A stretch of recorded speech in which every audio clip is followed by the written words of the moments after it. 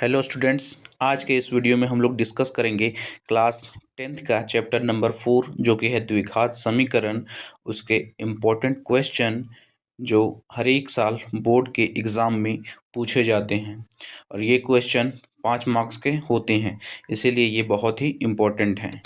Next question है 2x² minus 3x plus 5 equal to 0। ठीक है, तो हम लोग जानते हैं क्या कि ये क्या है, द्विघात समीकरण है। ठीक है, तो हम लोग द्विघात समीकरण हम लोग जानते हैं क्या कि ax² plus bx plus c के फॉर्म में होता है, तो उससे हम लोग इसको कंपेयर करेंगे। तो वही लिखेंगे यहाँ पे क्या कि द्विघात समीकरण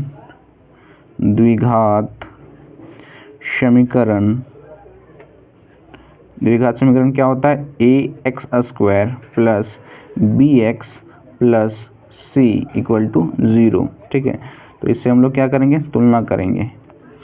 तुलना करने पर, ठीक है, तो यहाँ तुलना करने पर हमको क्या रिज़ल्ट मिलता है, तो यहाँ देखिए, यहाँ क्या है x², यहाँ भी क्या है x², इसके साथ a है, इसके साथ 2 है, तो हम लोग लिख सकते हैं क्या a इक्वल टू 2 लिख सकते हैं।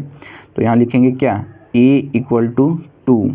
नेक्स्ट देखिए, यहाँ भी x है, यहाँ भी x है, यहाँ b है, तो यहाँ 3 है, तो यहाँ हम लोग b इक्वल टू 3 लिख सकते हैं।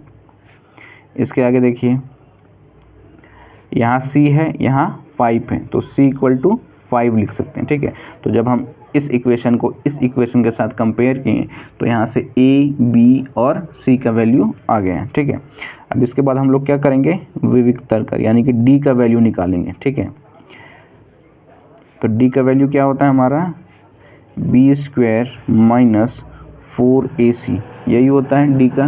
ठीक है, तो यहाँ से b का वैल्यू पुट करेंगे तो यहाँ 3 का स्क्वायर कितना हो जाएगा 9, और यहाँ से 4 इंटू a इंटू सी। ठीक है, तो यहाँ 9 का 9 रहने देते हैं, और यहाँ कितना हो जाएगा, ये कितना हो जाएगा 40 ना। अब यहाँ से कितना आएगा माइनस का 31।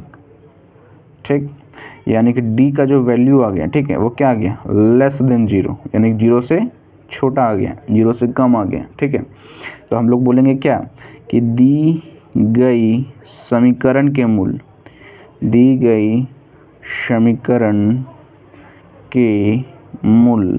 ठीक है, क्या है, काल्पनिक है।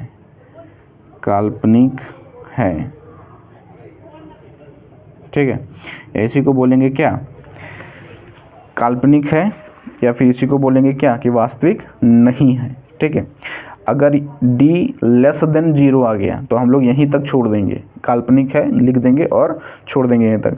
अगर d इक्वल टू 0 आ गया, ठीक है, तब हम लोग लिखेंगे क्या कि दिया गया समीकरण का जो मूल है वो वास्तविक और बराबर है। ठीक है, तब इसके बाद फिर हम लोग द्विघाती सूत्र लगा करके फिर x का वैल्यू निकालेंगे। ठीक है, और यदि d greater than equal to 0 होता तब भी हम लोग क्या करते, लिखते क्या, दिया गया समीकरण के मूल वास्तविक और भिन्न है। ठीक है, फिर भी हम लोग द्विघातीय सूत्र लगाते हैं इसके आगे, और फिर वहाँ से हम लोग x का वैल्यू निकालते हैं, जैसा कि हम लोग पीछे वाले क्वेश्चन में किए हैं। ठीक है, तो आज के लिए बस इतना ही। अगर वीडियो पसंद आए तो लाइक, कमेंट और अपने दोस्तों के साथ शेयर जरूर कीजिएगा।